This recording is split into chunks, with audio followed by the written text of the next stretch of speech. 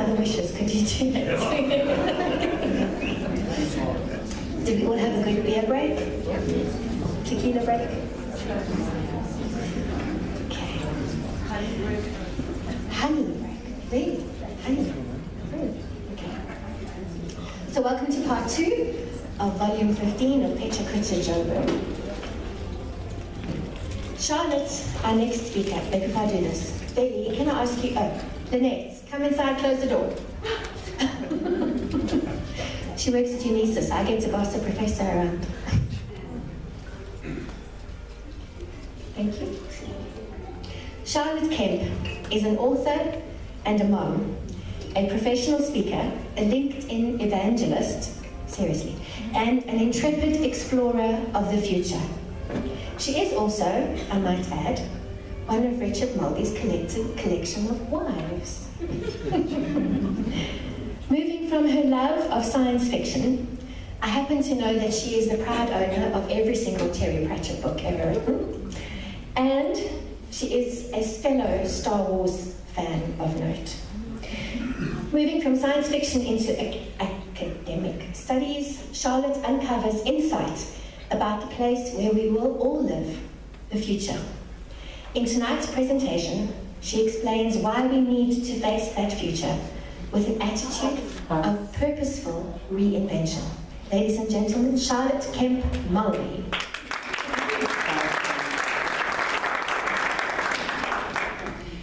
When I was 17 years old, my father sat me down and gave me career advice. I had to go to university and study a BCom LLB, which I started in UNISA. And then I had to join a big financial company and climb the corporate ladder, and I had to contribute to my retirement annuity as soon as I possibly could. Being a dutiful teenager, I went to varsity and studied BA instead. 20 years later, I found myself back at university, going back to study again, because I discovered that although I thought my father had looked at the future or looked at the world with old-fashioned eyes, it turns out that so had I.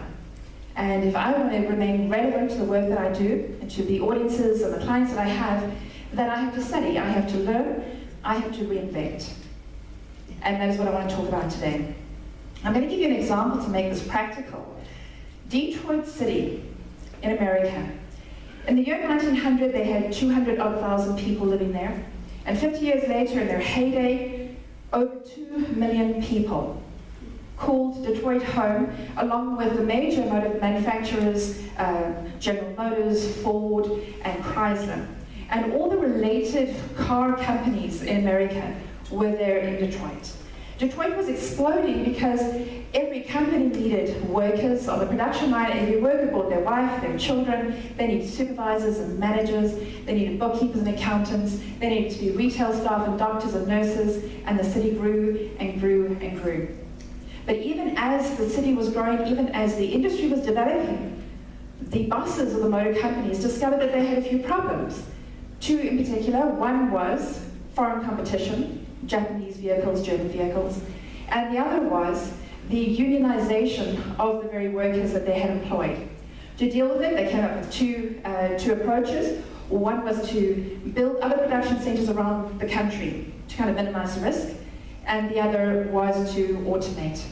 Now, I'm talking about cars. I don't want you to think that I'm a petrol head. Last time I had to buy a new car, my husband wanted ABS brakes and side impact bars and those pillows that blow up when you bump things. I wanted an air conditioner and something that would tell me when I left my lights on, so I didn't have to keep getting my car jump-started by kind gentlemen. So back to Detroit. The car companies are now kind of spreading their wings, going out to other parts of the country. The capital is leaving the city. Those who can follow do. Those who are left behind have non-transferable skills, and they have no jobs, and they have no hope, and they have no future.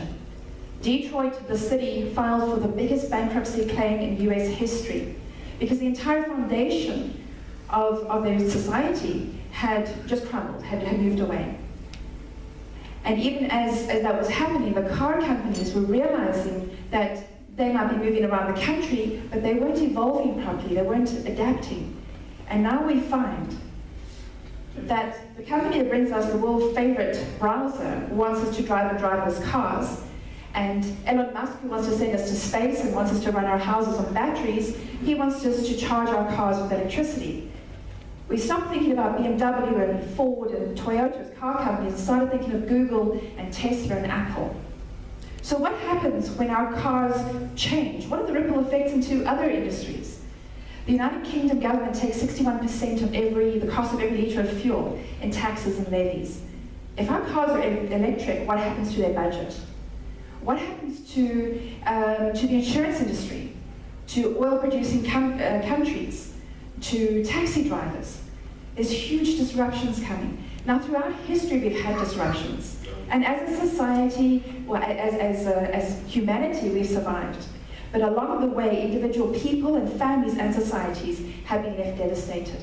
At the same time that somebody else has seen something coming on the horizon, adapted and taken advantage and profited.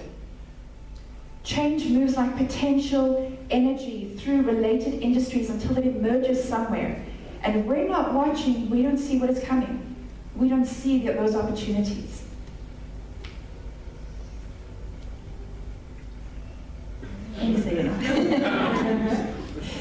So how do we respond to this? So we don't want to just wait for those changes. We need to anticipate them so that we don't get caught up in the waves. 3 skills I want to leave you with. You need to learn to scan, you need to develop curiosity, and a love for lifelong learning. We need to develop these skills. So what is scanning? Scanning means paying attention to things beyond your immediate boundary. Not just your work, your department, your company, your people. You need to look beyond what is happening in other industries, what is happening in your industry in other countries, in other parts of the world. What kind of legislative changes or economic changes or environmental changes could impact what you are doing? We need to climb out of our holes or out of our silos. We need to challenge our unchallenged, our accepted biases, and see what it is that we really believe. What is it that we've been doing for 10 years, 15 years in our countries, in our families, that we haven't ever questioned? Stop and have a look at those. So really challenge yourself to get beyond what it is that you're experiencing. The second thing is to be curious, intensely curious. You want to move out and explore what other people are doing. You want to spend time with other people. Walk across the room and meet somebody who's totally different from you. We've had enough challenges of those this evening to prove that point. Make sure that you are challenged with other ideas, other concepts, what other industries are doing to adapt. And make sure that you escape from those values and those ideas that are holding you back. We are in a place right now where we invent new industries, where we want to send people to Mars, and yet we're afraid to climb over the fence and look back and view things in a different way. And then we need to learn. We are responsible for our own learning. We cannot look at our employers or even our parents and expect them to make sure that we are prepared. We are responsible to learn things. And we can reach out. Now, what is the difference here? When we scan, we have a really great, big, wide look. But when we learn, we narrow down, we focus on that part that is important to us. But we are informed by everything else. Our world is so connected. We are so connected to it. The changes that happen influence all of us. If we are not adapting and changing and learning, then we're going to be left behind. If we can live to be 100 years old and we're going to work until 80, then we need to do things differently from how we did in the past. Our history is not the same as it was in the past. If we want to survive, if we want to thrive, well, then we have to reinvent.